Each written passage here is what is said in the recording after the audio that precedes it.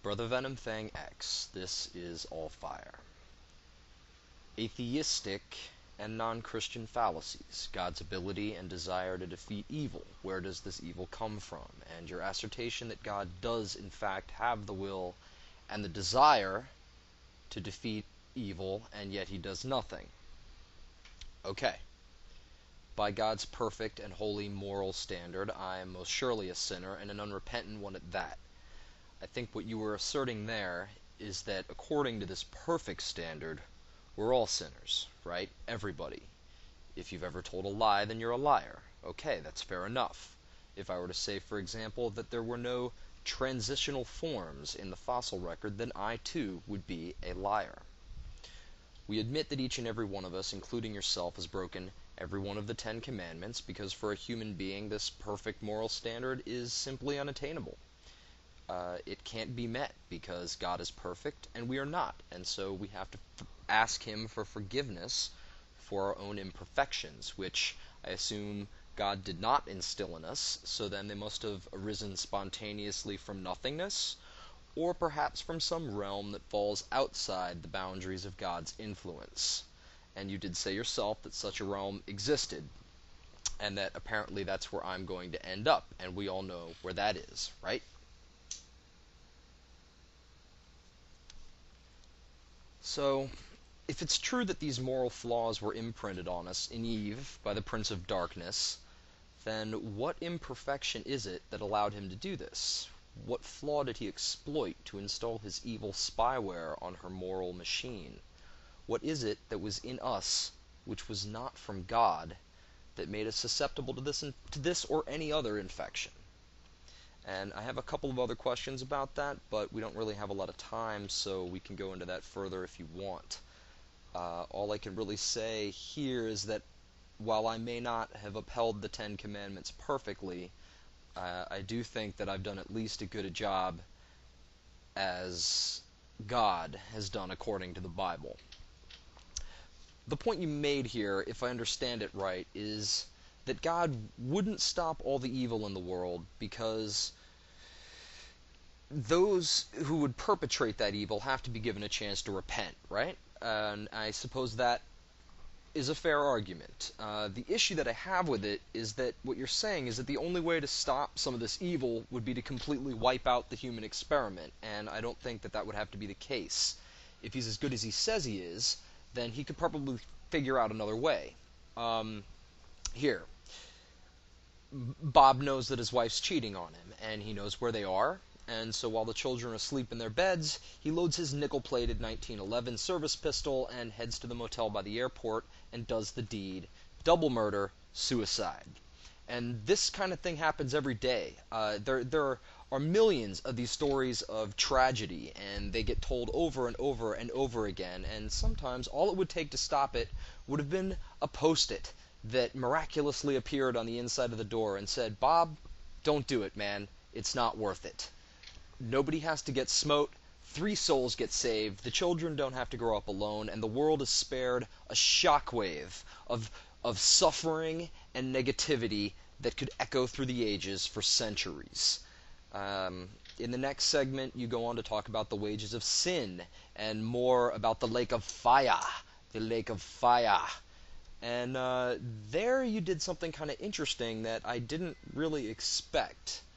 You began to question whether the idea of the lake of fire was a literal description of burning fire or simply a metaphor for the pain of being separate from God. For the pain of existing in a realm outside God's sphere of influence. And that was kind of interesting. And what I'd like to know there is, what is it that makes that part of the Bible open to your interpretation, as a metaphor, and why do other parts have to be taken so literally? Why is it that you can believe that the lake of fire is a metaphor, but that the creation is not? It seems like you can just kind of pick and choose which pieces you want to believe and which pieces you don't, right? So I'd like to hear your take on that. The Chinese gold argument I've already addressed. I've shown why the argument's fallacious. I've shown a couple of ways that you could actually prove that there was gold, that there was no gold in China without actually digging up all of China to search for it. But the nuts of that argument is that you can't prove that statement because it's not true, and the fact that it's not true is blatantly simple to demonstrate. All you would need to prove that the gold exists is that one tiny speck of golden evidence. And the same is true for God, but unfortunately for the God hypothesis, this tiny speck of evidence simply doesn't exist. I'll link to that other video, and if you want, then you can watch the rest of it.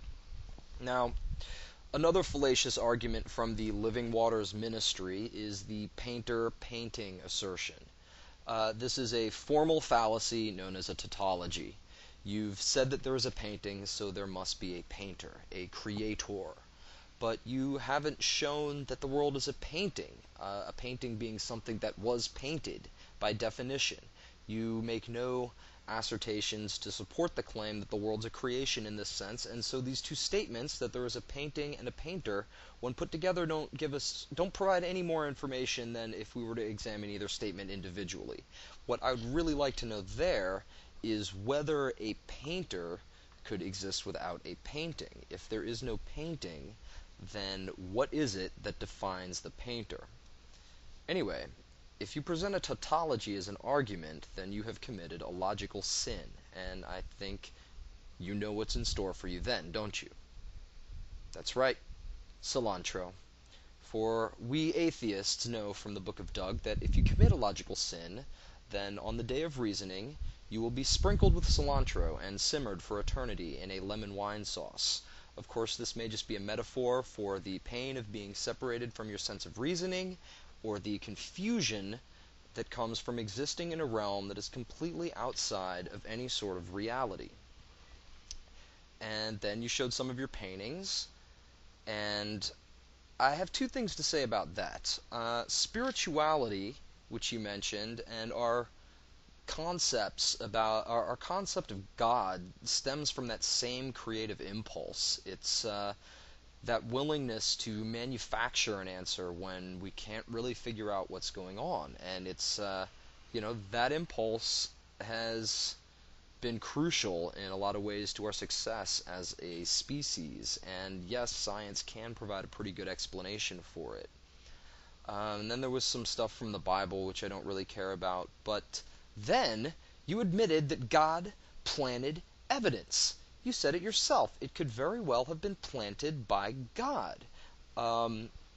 If you were trying to convict the theory of natural selection, then your case is shot as soon as you get caught planting evidence. If you're trying to defend creationism, then I'm sorry to tell you that the DNA evidence alone is enough to send your client to the gas chamber many times over. So no more finger quotes on that evidence, please. There are mountains of it. There are millions upon millions of pages of supporting documents, not to mention DNA all over the crime scene, so you might as well just confess, and we'll see if we can get you life without.